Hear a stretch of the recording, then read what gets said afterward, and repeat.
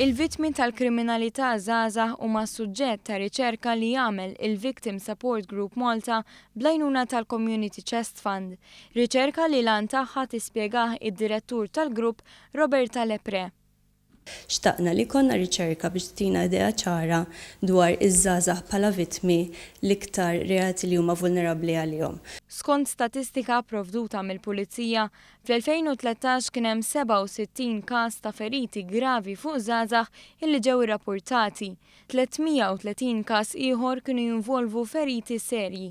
Hawn ukoll kienu involuti żgħażagħ ta' bejn it-13 u d-29 sena. Fl-2013 kienu rrappurtati 3387 każ fejn il-vittmi kienu żgħażagħ. Fl-istess sena kienu rrappurtati 486 każ ta' dannu involontarju b'hit and run illi wkoll ħallew vittmi żgħażagħ. 37 każ ieħor involvew dannu intenzjonat b'hit and run. L-avukat Lepre kompli tispjega kif il-proġett tal-Victim Support Group għandu lan li qajjem kuxjenza mirata lejn iż-żgħażagħ.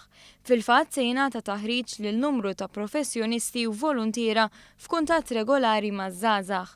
Dan anki fid-dawl li 62% tal-istudenti f'Malta iqisu l-buliżmu fl-iskola tagħhom bħala problema. Hija qalet li għad hemm nuqqas fir-rigward ta' żgħażagħ li b'xi mod jew ieħor jisfaw vittmi ta' reat kriminali. Għalhekk fil-Jum Internazzjonali taż-żgħażagħ il-grupp ħass li jitkellem dwar is-suġġett.